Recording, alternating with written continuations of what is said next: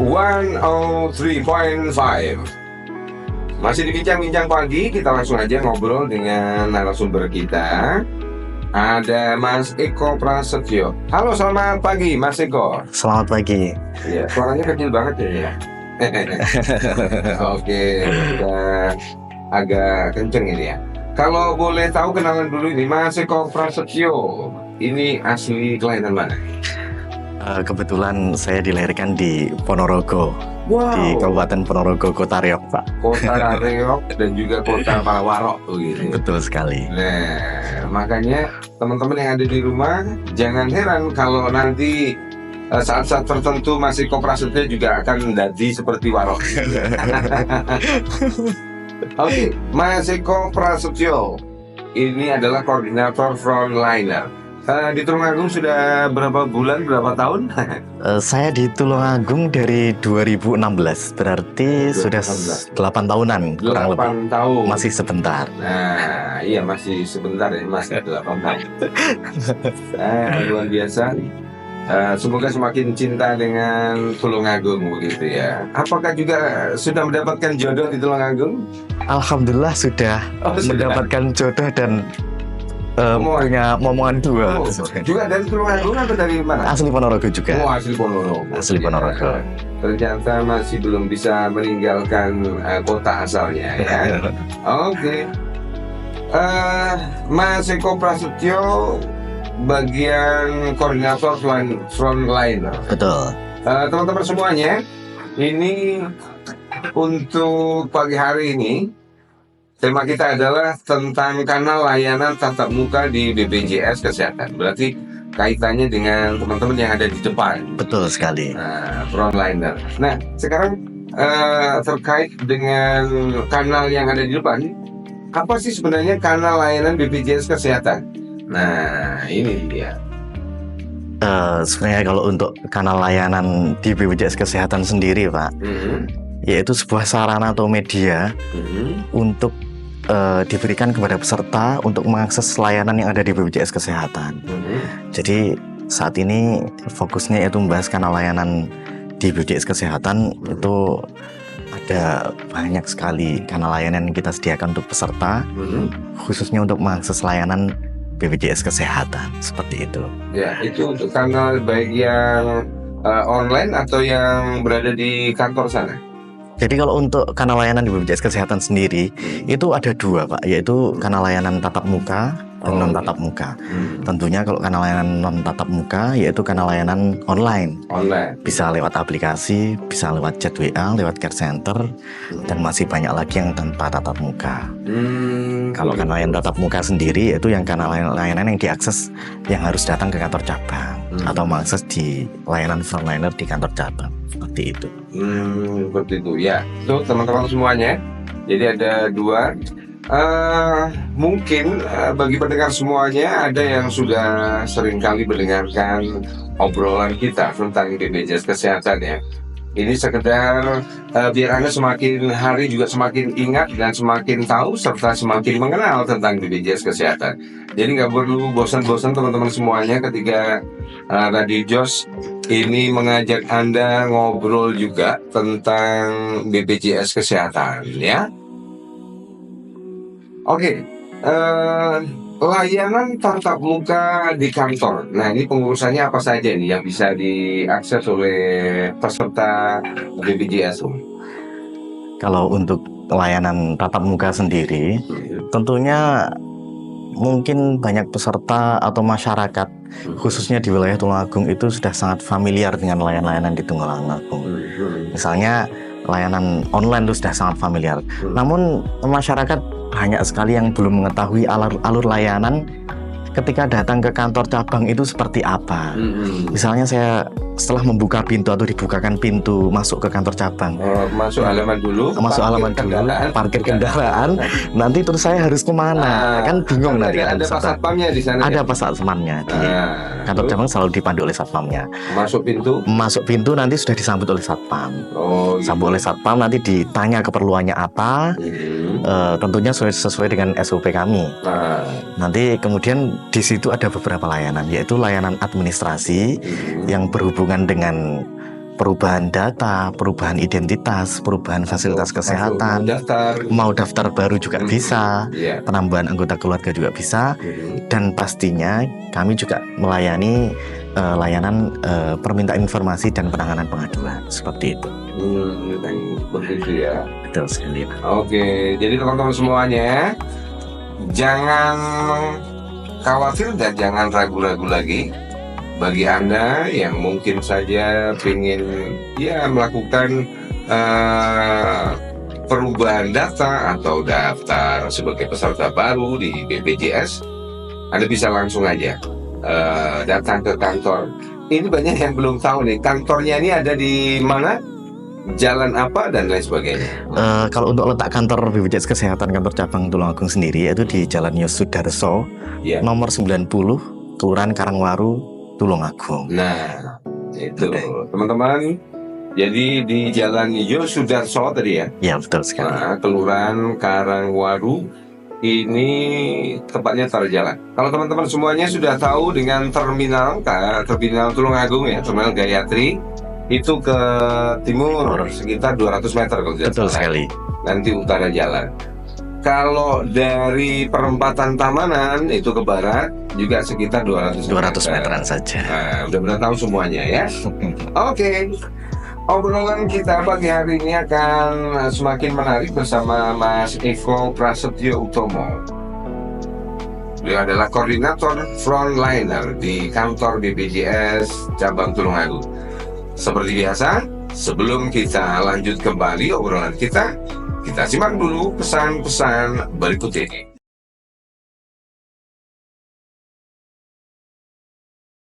Ya, sekali lagi selamat pagi bagi para jurusara semuanya yang baru saja bergabung.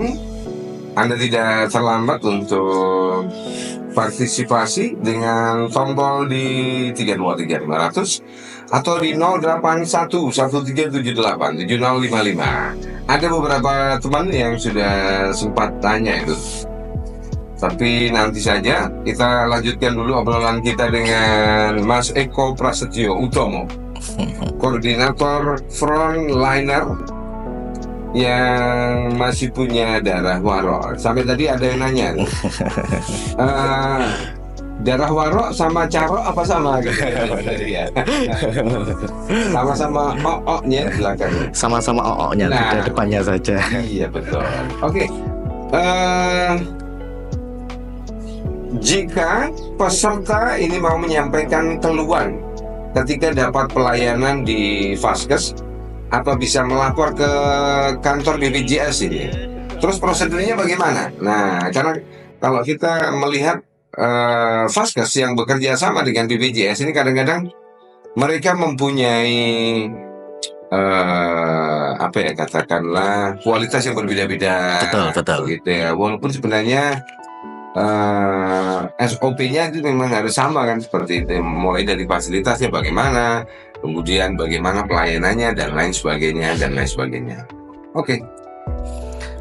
Baik, kalau untuk menyampaikan pengaduan dari kanal manapun, maksudnya dari sumber manapun, misal dari Vaskes, dari rumah sakit, maupun dari puskesmas, klinik maupun dokter keluarga, kemudian ingin melakukan pengaduan di kantor BPJS Kesehatan, sangat bisa sekali, sangat terfasilitasi, Pak. Jadi peserta atau masyarakat cukup datang ke kantor BPJS Kesehatan saja.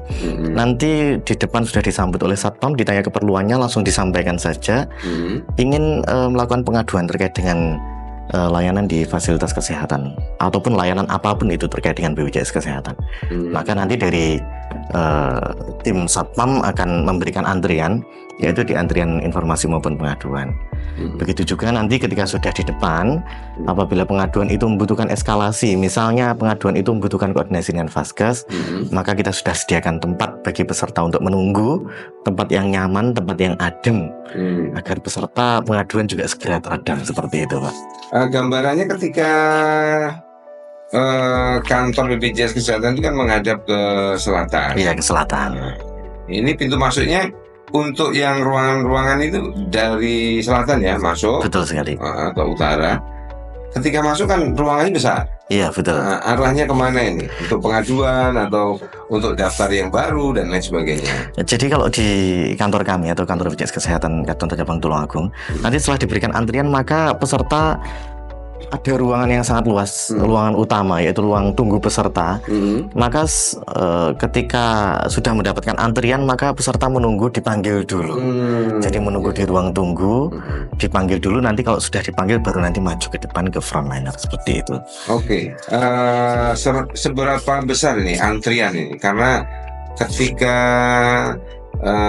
Tulungagung sekarang ini masyarakatnya sudah mulai sadar untuk menjadi anggota BPJS, ini kayaknya kan semakin banyak gitu ya antriannya. Betul. Seberapa banyak ini? Kalau di Tulungagung sendiri untuk rata-rata kunjungan layanan tatap muka per hari, yaitu untuk antrian administrasi maupun informasi pengaduan itu rata-rata per hari 43 sampai dengan 45 rata-rata per hari. Iya.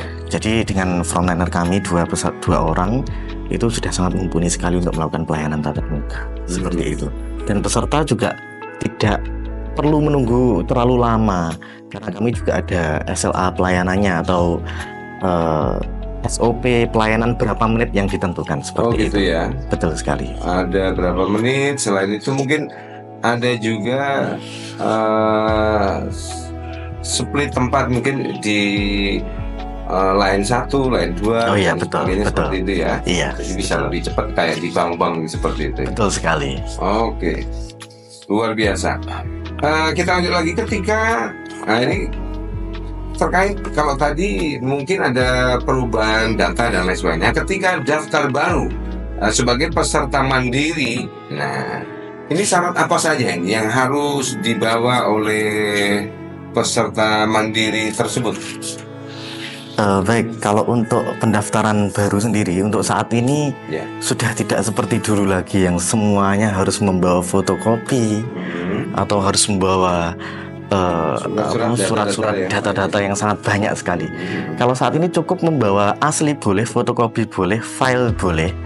Itu nanti membawa KK atau KTP. KK dan KTP. Dan KTP. Kemudian kalau peserta berminat untuk mendaftarkan diri untuk pembayarannya secara auto debit atau dipotong dari bank langsung, mungkin supaya pembayaran setiap bulan itu tidak lupa langsung dipotong dari bank. Nanti bisa membawa fotokopi KTP dan materi 10.000 aja. Nanti untuk formulir auto debitnya kami yang menyediakan. Cukup mengisi formulir itu saja, nanti kami yang membantu mengkoordinasikan ke banknya agar terdaftar sebagai peserta auto debit seperti itu. Sangat mudah sekali sekarang, Pak. Iya. Oke. Beberapa saat yang lalu juga sempat kita singgung pula ini bank-bank yang bekerja sama dengan BPJS, mungkin bisa disebutkan ya? Kalau untuk bank saat ini yang bisa auto debit, BPJS Kesehatan yaitu Bank Mandiri, Bank BCA, Bank BNI. Kalau untuk satunya yaitu dari Bank BTN juga bisa, Bank Jatim juga bisa sekarang. Bank Jatim pun juga bisa. Ya, semakin banyak teman-teman semuanya ya. Oke. Kalau tadi teman-teman semuanya sebagai peserta mandiri, kayaknya sekarang lebih mudah ya. Jadi nggak perlu bawa hard copy, katakanlah seperti bawa kopi-kopi atau surat-surat dan lain sebagainya. Sekarang hanya menunjukkan aslinya. Ya, menunjukkan aslinya boleh atau foto juga boleh. Jadi lebih gampang lagi. Ya, lebih fleksibel sekarang. Oke. Kadang-kadang ada di antara teman-teman semuanya yang mungkin mau merubah vaskes, katakanlah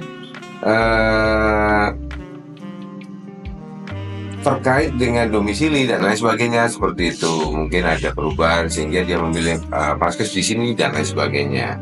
Caranya bagaimana? Apakah ada syarat-syarat tertentu ini? Kalau untuk perubahan vaskes sendiri itu sebenarnya sangat mudah sekali, Pak.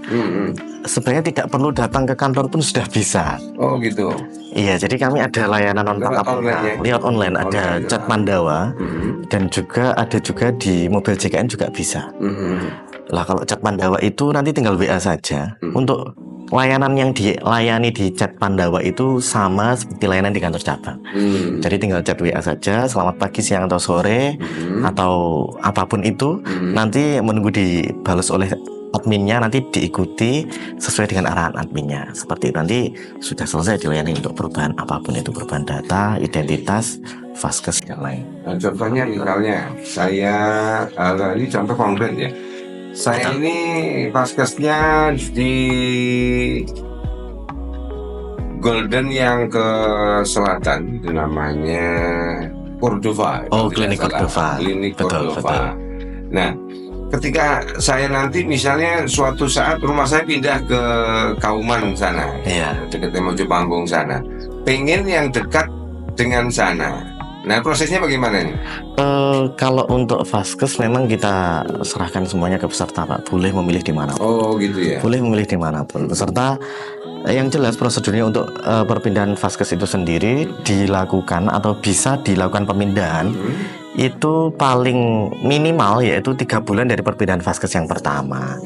Jadi jika pertama misalnya vaskesnya di Puskesmas Tulungagung Kota, di Januari melakukan perpindahan, maka di bulan Februari peserta tidak bisa melakukan perpindahan vaskes lagi. Oh, gitu. Jaraknya harus 3 bulan. Terlalu mepet dekat Iya, jaraknya untuk dekat. perubahan-perubahan ya. Iya, betul. Nanti setelah 3 bulan bisa melakukan perpindahan ke Klinik Cordova. Nanti dengan cara bisa WA, datang ke kantor juga boleh. Datang ke kantor pun nanti tidak perlu masuk di antrian di frontliner, namun juga bisa di layanan cepat kami atau di SO namanya, Service Officer, yaitu layanan-layanan yang cepat bisa ditindaklanjuti seperti perubahan identitas, perubahan vaskes itu bisa langsung dilakukan di SO situ. Jadi hanya datang, kemudian di SO dilakukan perubahan, edukasi, sudah boleh pulang tanpa harus antri seperti itu. Nah, itu kan segalanya juga semakin dipermudah. Oke, seperti biasa obrolan kita akan berlanjut lagi bersama Mas Eko Prasetyo Utomo, koordinator Frontliner. Tapi seperti biasa, sebelum kita lanjut lagi obrolan kita simak dulu pesan-pesan berikut ini.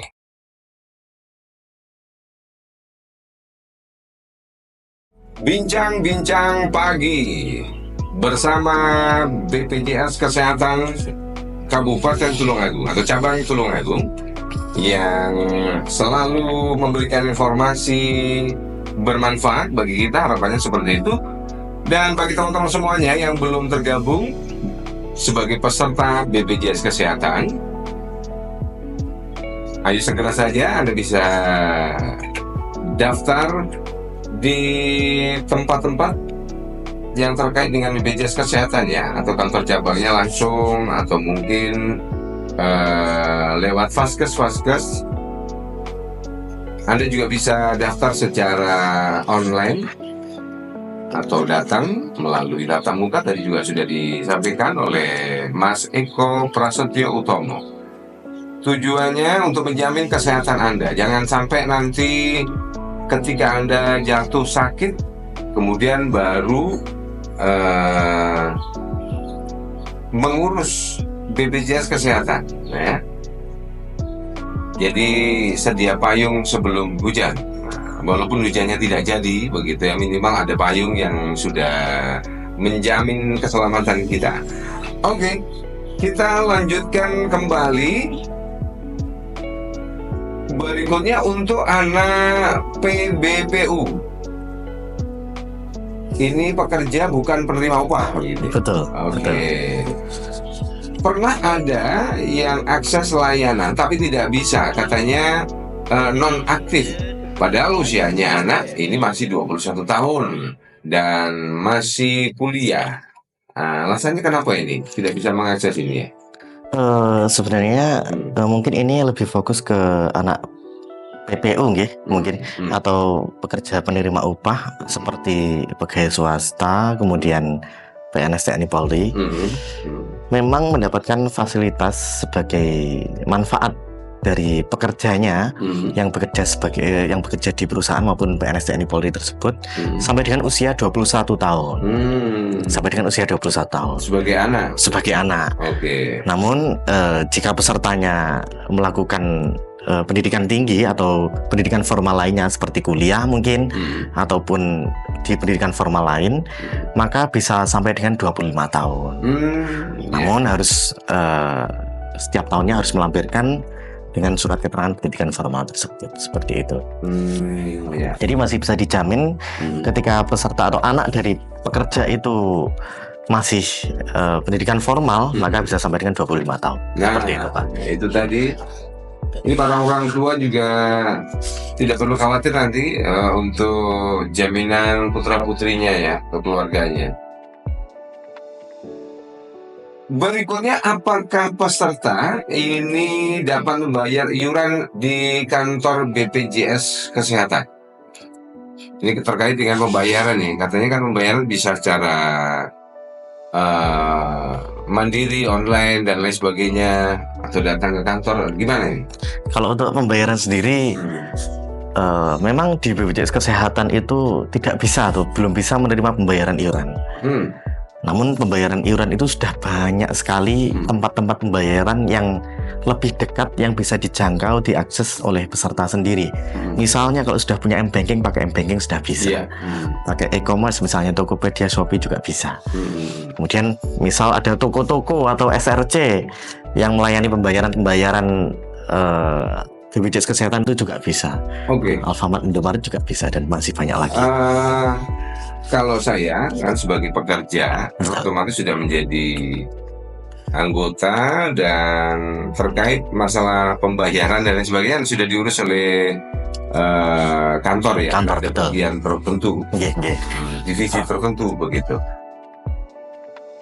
Kalau ada pertanyaan, ini rekeningnya ini menuju kemana ini? Nah, mungkin ada pertanyaan awam seperti itu ya, karena selama ini kan banyak di antara teman-teman yang nggak pernah transfer, tahu-tahu dia jadi anggota, kemudian dapat fasilitas dan lain sebagainya. Ini rekening atas namanya BPJS pusat atau daerah atau dan lain sebagainya seperti itu. Sebenarnya kalau untuk misalnya peserta, iuran peserta semuanya, entah itu peserta dari badan usaha, ataupun dari peserta mandiri, ataupun peserta yang dibantu oleh pemerintah, kan itu sebenarnya juga tetap melakukan pembayaran. Cuman yang melakukan pembayaran dari APBN atau APBD dari daerah tersebut, itu semuanya terpusat, Pak. Jadi tidak per daerah masing-masing, itu tidak semuanya terpusat menjadi satu. Betul. Jadi memang terpusat, tidak masuk di misalnya BPJS Kesehatan kantor cabang Tulungagung sendiri, itu tidak. Jadi memang terpusat menjadi satu, seperti itu. Gitu ya. Betul.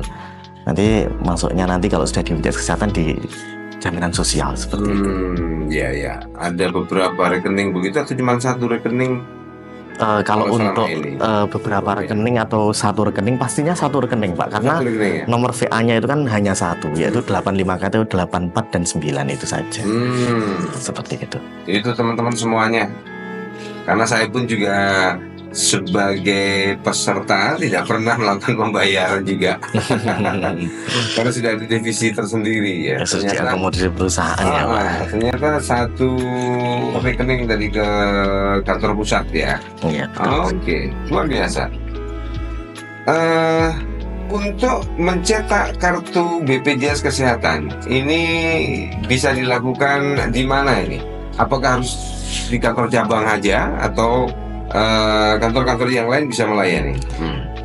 Untuk cetak kartu sendiri, sebenarnya untuk cetak kartu sekarang sudah tidak diperlukan, Pak.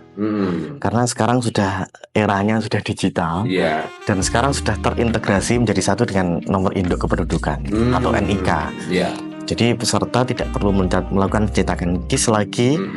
Namun peserta bisa, kalau pengen tahu dalam bentuk kartu seperti KIS-nya, maka bisa download aplikasi Mobil JKN. Nanti ada kartu KIS digital juga.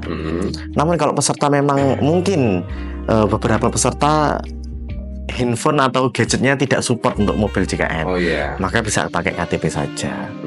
Ketika mau berobat atau akses layanan kesehatan, nanti bisa menunjukkan KTP saja sudah cukup, karena memang datanya terintegrasi dengan KTP seperti itu. Sama kayak surat STNK ya. Itu sekarang kan banyak sekali tidak perlu langsung minta ke kantornya sana, bisa dikirim secara online bisa. dari kantor provinsi. Betul. Kemudian Anda tinggal kalau pengen dicetak ya tidak apa-apa dicetak. Tapi sekarang kalau namanya aja STNK sebagai bukti real ya, ketika nanti ada operasi kan ya, itu digunakan sebagai bukti bahwasanya Anda tahun ini sudah bayar pajak STNK-nya ini dan lain sebagainya seperti itu ya. Iya betul. Oke, kita berikan kesempatan juga buat teman-teman yang ingin bertanya ya terkait dengan kanal layanan tatap muka di BPJS Kesehatan bersama narasumber Mas Eko Prasetyo Utomo, koordinator frontliner di kantor BPJS Tulungagung. Seperti biasa pula, sebelum kita ngobrol kembali dengan Mas Eko, kita simak dulu pesan-pesan berikut ini.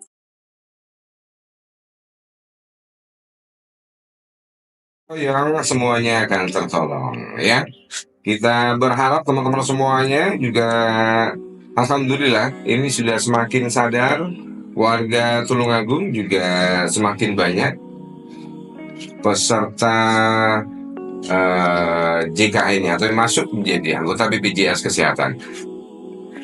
Kalau beberapa saat yang lalu pernah kita singgung pula, jadi kalau Tulungagung itu di rating di Jawa Timur pernah menduduki rating terbawah, tetapi alhamdulillah sudah mengalami peningkatan begitu ya dari segi jumlah peserta dibandingkan jumlah penduduknya. Nah, ini luar biasa ini ya. Oke, ada beberapa pertanyaan nih dari para user semuanya. Selamat pagi BPJS katanya gitu. Ini ada Mas Eko ini ya. Saya mau bertanya tentang pendaftaran via JKN Mobile yang ditolak karena data tidak sesuai Dukcapil. Padahal sudah sesuai dengan NIK dan juga KK. Mohon penjelasannya ini ya. Oke. Terkait dengan JKN Mobile ini ya, gimana Mas Eko? Jadi sebenarnya aplikasi kami atau aplikasi mobil JKN itu kami juga sudah terkonsolidasi dengan data kependudukan di pusat, di Kemendagri pusat. Namun untuk data Dukcapil sendiri kan masih punya dua data induk, yaitu di daerah dan di pusat. Ketika peserta itu melakukan pendaftaran di Dukcapil, daftar identitas, ada kemungkinan data itu masih belum terkonsolidasi ke data Kemendagri pusat. Perubahan dan sebagainya. Perubahan belum terkonsolidasi atau belum masuk ke Dukcapil pusat, sehingga ketika peserta sudah dalam keadaan menerima KK baru misalnya, kemudian mendaftarkan BPJS Kesehatan atau JKN ke mobil JKN dan ada warning atau notifikasi peserta masih data belum terkonsolidasi di Dukcapil, mungkin bisa kami asumsikan kalau peserta itu memang datanya masih di Dukcapil daerah. Nanti bisa ditunggu dulu, atau kalau memang BPJS-nya atau JKN-nya mau segera digunakan, maka bisa langsung laporan ke Dukcapil lagi. Atau juga bisa. Itu ya. Seperti itu. Oke. Itu tadi teman-teman semuanya terkait dengan mungkin ada kesulitan, ditolak dan lain sebagainya, Anda bisa konfirmasi ke Dukcapil biar nanti ada kesesuaian. Nah, ketika NIK yang digunakan sebagai syarat utama ini nanti sudah oke, insya Allah akan bisa dengan segera membuka, mungkin ada perubahan-perubahan atau daftar dan lain sebagainya. Ada pertanyaan lagi tadi dari Mbah Moyani. Ini pengguna banget ini. Berikutnya Mbak Taji. Tadi Mbak Muyani, sekarang Mbak Taji. Ini kayaknya lebih concern dengan kesehatan ini ya. Nah, karena di saat usia senja nih kayaknya kesehatan jadi faktor utama. Tapi jangan sampai kita walaupun masih muda begitu tidak concern, tidak perhatian dengan kesehatan. Jangan sampai ya. Jaga sehatmu sebelum sakitmu. Jadi artinya mengaji remaja. Siap. Oke, berikutnya nih Kang Bayu mau nanya. Oke, boleh Pak D. Vaskes saya di Simo sana, mau pindah domisili ke Kedung Waru. Apa bisa lewat aplikasi JKN? Nah, tadi sempat kita singgung juga ya tadi. Betul Pak, betul. Gimana nih Mas? Terkait dengan pindah vaskes ini berarti ya? Untuk pindah vaskes sangat bisa. Kalau lewat aplikasi BPJS sangat bisa sekali. Prosesnya sama, nanti dipindah vaskes di bulan ini misalnya, nanti akan berlaku di vaskes yang baru di tanggal 1 bulan berikutnya. Atau di bulan 1 Desember, tanggal 1 Desember 2024, seperti itu. Sangat mudah sekali Pak bisa mengakses apapun itu termasuk pindah vaskes. Itu tadi Mbah Taji ini yang ada di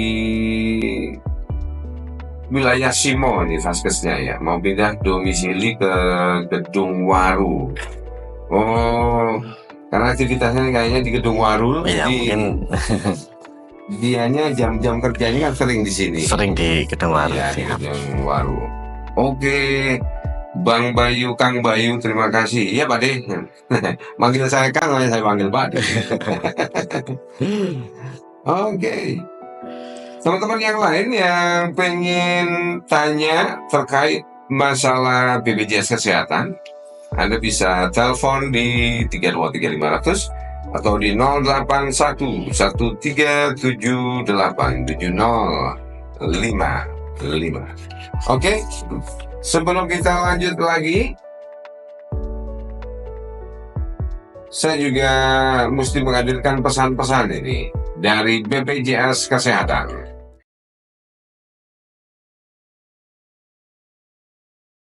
Bincang-bincang pagi, masih bersama saya Bayu Setiawan pagi hari ini, dan Mas Eko Prasetyo Utomo, Koordinator Frontliner. Kita lanjutkan kembali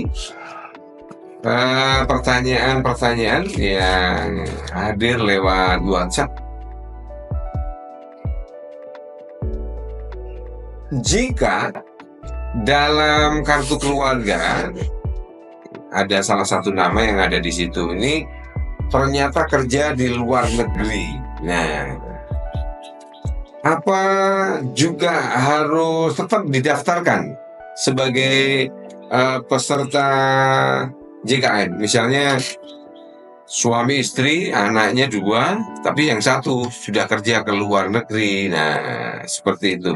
Bagaimana ini terkait saudara kita, teman kita yang kerja di luar negeri?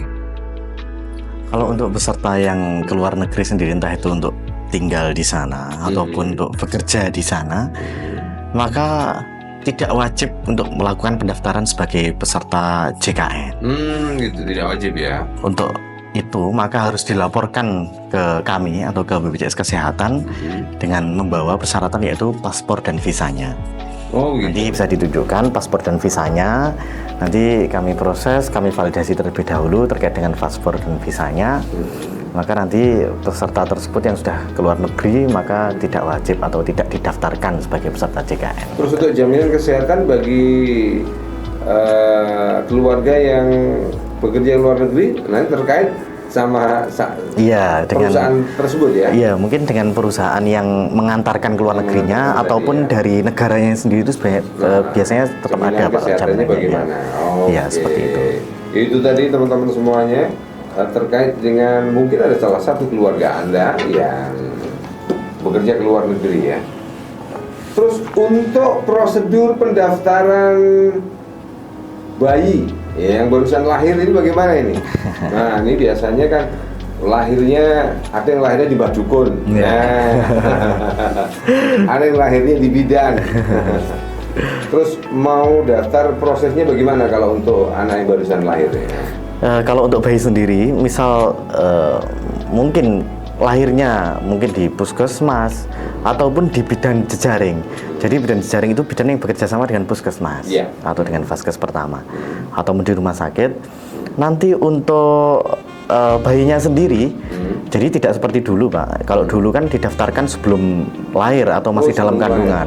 Kalau saat ini bayi itu hanya bisa didaftarkan ketika sudah lahir. Iya, karena nanti kan ada kemungkinan mungkin tidak bisa tertolong. Betul sekali. Iya.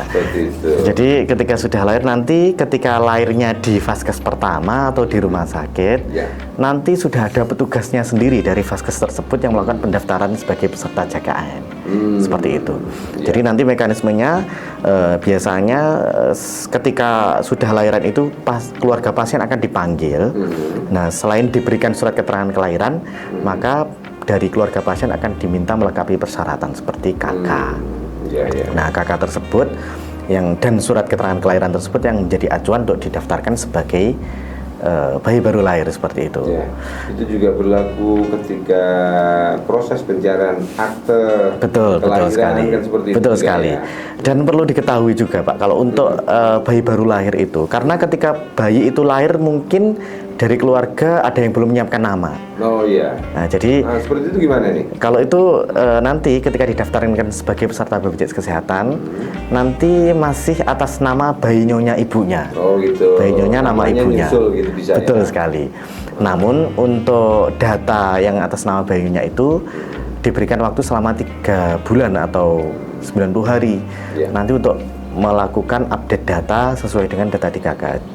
Jadi otomatis dari keluarga harus segera mengurus kakaknya. Menjadi kakak yang terbaru itu sudah masuk ke kakaknya. Seperti itu. Iya.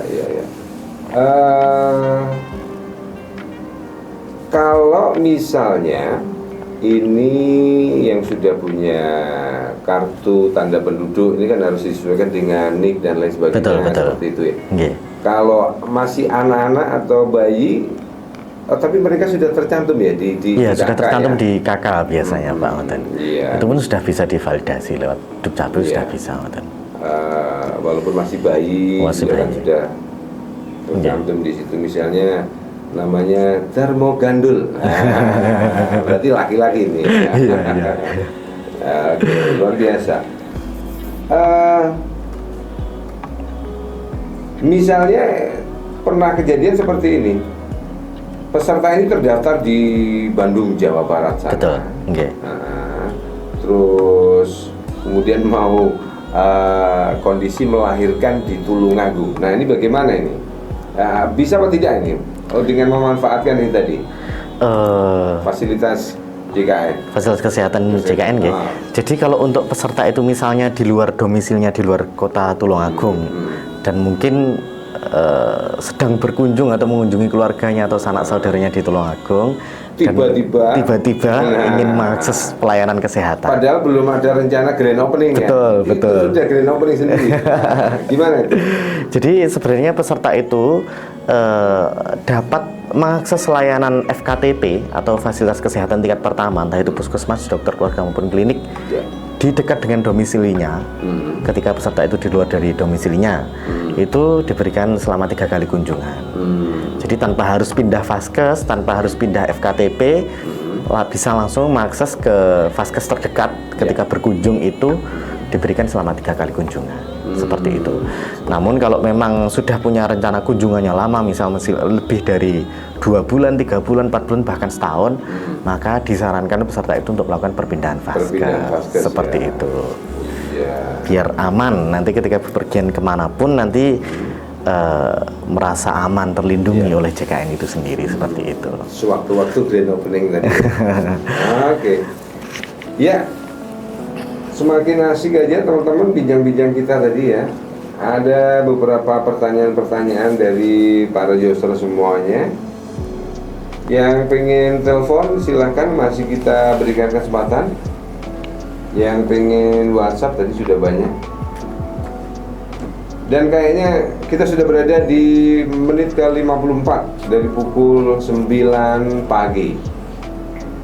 Ini apa ini yang pengen disampaikan oleh Mas Eko Prasetyo Utomo selaku koordinator frontliner bagi para joser yang ada di rumah baik itu yang sudah terdaftar jadi anggota JKN ataupun yang belum.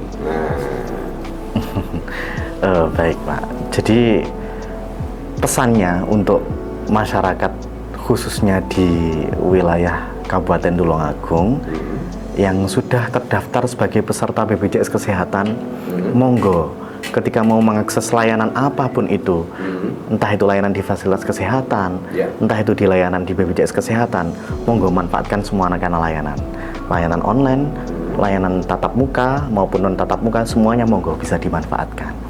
Dan untuk informasi dan maupun pengaduan, monggo jangan sungkan-sungkan, jangan merasa tidak enak untuk menyampaikan, semuanya sampaikan saja ke kami. Bisa jadi semua informasi dan pengaduan yang Bapak atau Ibu masyarakat Kabupaten Tulungagung sampaikan itu bisa menjadi pembenahan bagi kami BPJS Kesehatan maupun di fasilitas kesehatan. Dan untuk masyarakat yang belum terdaftar sebagai peserta JKN, monggo, JKN ini sangat penting sekali, bisa dapat sebagai media atau sarana ketika kita kapanpun dan dimanapun, karena tidak tahu kondisi kita nanti seperti apa ketika sudah terdaftar sebagai peserta JKN, maka pastinya kita sudah tenang karena kita sudah melakukan pembayaran iuran setiap bulannya, kemudian kita bisa memanfaatkan di vaskes manapun dan sesuai dengan layanan apapun itu. Yang pasti ada jaminan kesehatan. Jaminan kesehatan, betul sekali. Terus jangan sampai lupa juga iuran sebelum tanggal berapa? Sebelum tanggal 10 setiap bulannya, Bapak Ibu sebaiknya monggo bisa membayar iuran ataupun lebih baik bisa didaftarkan auto debit. Jadi tidak pusing-pusing nanti harus datang ke langsung dipotong nanti dari bank. Itu kalau ada saldonya. Kalau tidak ada saldonya mana bisa yang dipotong apaan ini? Itu dia ya. Oke, Joseph dimanapun Anda berada, demikian bincang-bincang pagi bersama BPJS Kesehatan Kabupaten Tulungagung. Moga saja apa bincang-bincang kita tadi bisa memberikan manfaat bagi kita semuanya. Dan kita insya Allah akan berjumpa kembali dengan tema yang berbeda dan juga narasumber yang berbeda pula. Tapi yang pasti BPJS Kesehatan tidak hanya siap memberikan jaminan kesehatan, tapi juga memberikan informasi-informasi yang bermanfaat. Oke, terima kasih Mas Eko Prasetyo Utomo. Sama-sama Pak Ayu. Ya, assalamualaikum Mas Eko. Waalaikumsalam warahmatullahi wabarakatuh.